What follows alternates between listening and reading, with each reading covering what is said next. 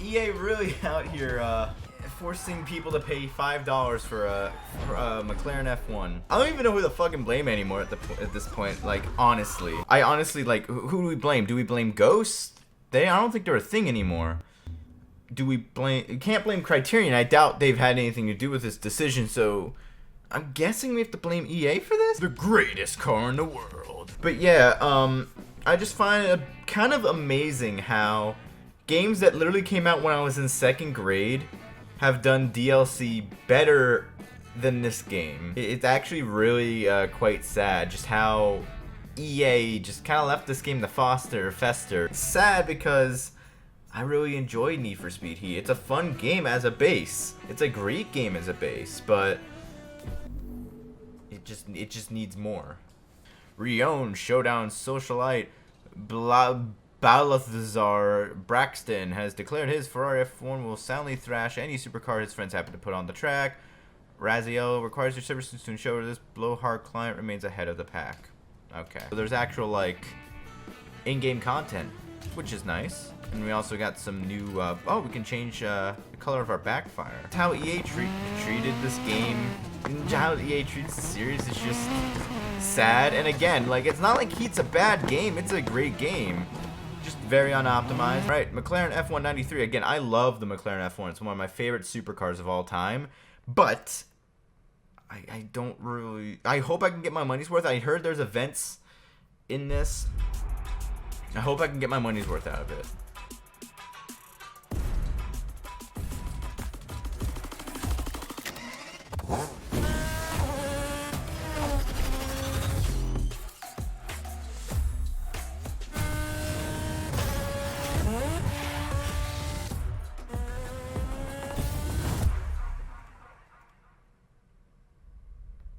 Cool, not gonna lie. Alright. Oh, we just pick it up. We don't have to pay for it or anything? Oh, fuck. I don't have... I don't have fucking speech turned on. Judging by our client's penthouse downtown, he could have given you 2. So, here's the deal. Mr. Braxton was boasting to his pals about how great that car really is. Now, he's got to prove it. Well, you do. He wants to see if you got the skills first. Nothing crazy to start with. Just make sure you don't lose, and we'll be good. Okay.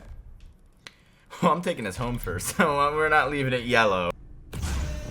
Yeah. Maybe you need to get some... Shut the fuck up. No, shut up. This is the reason why I turned off voices.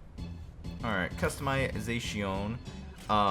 Because I'm an old head and I like my shit staying stock, we're gonna keep this for the most part stock. Although I kinda wanna make it look like the McLaren from like the old Need for Speed Hot Pursuit 2 days.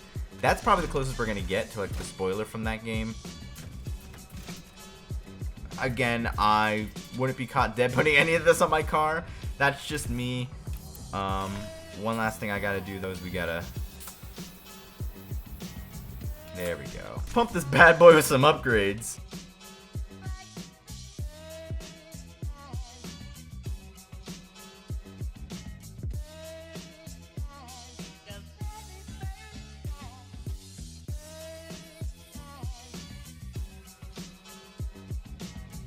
Alright, time to go to the events that we are told to do, the new events from the game. So at least they're adding new events, which is all fine and dandy. This game definitely needs more like post-endgame content. Adding content's all fine and dandy, but once I finish this like set of races and everything, I don't think I'm gonna really be touching this game much more than I usually did. Nothing really drawing me back. I mean, aside from the cop chases, but there's no like rep level increase or anything. There's no point in me actually doing them.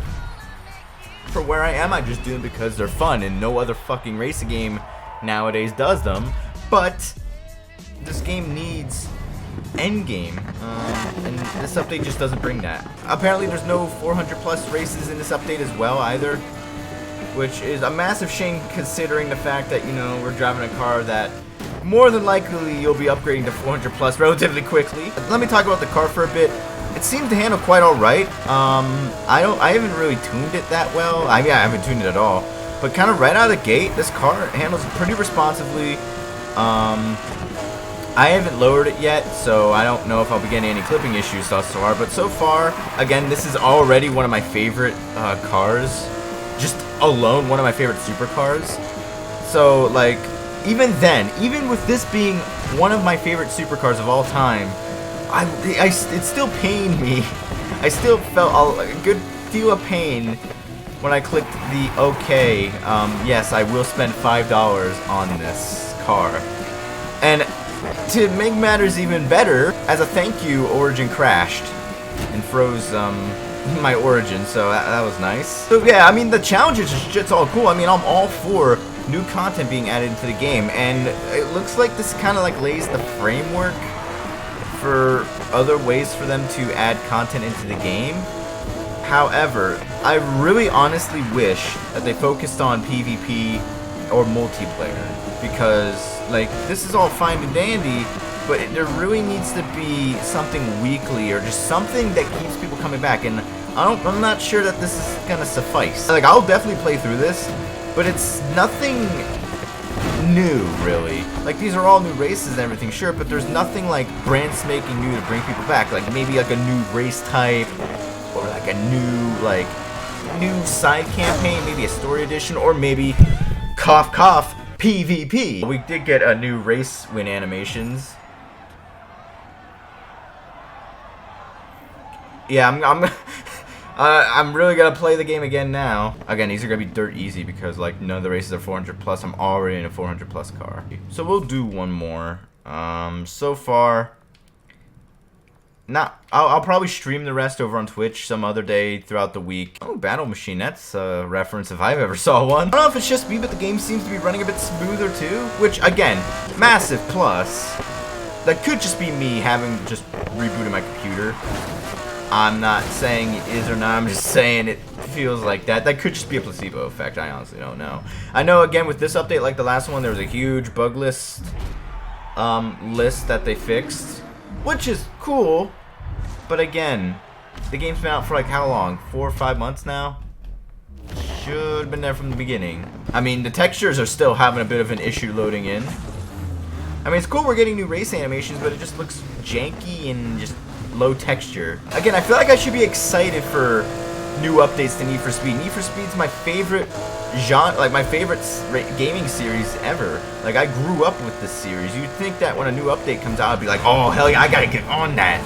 But, no, like, this game's post-content support has been so lackluster. I haven't even had the time to, I'm just jaded, you know? With Payback being absolute dog shit, and this game actually being really good, but then dropping the ball in terms of post-launch support, and with all the shit going behind the scene, I'm just so jaded at this point. I've screamed all I can scream.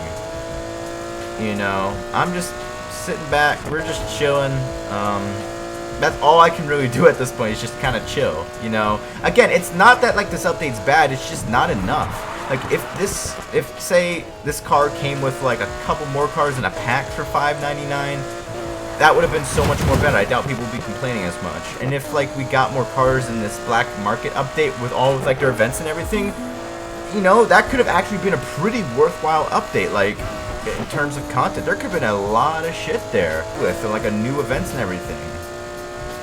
Maybe follow that up with a PvP update, and you're off to a winner there. But no, sadly not. That's sadly not what we got, you know.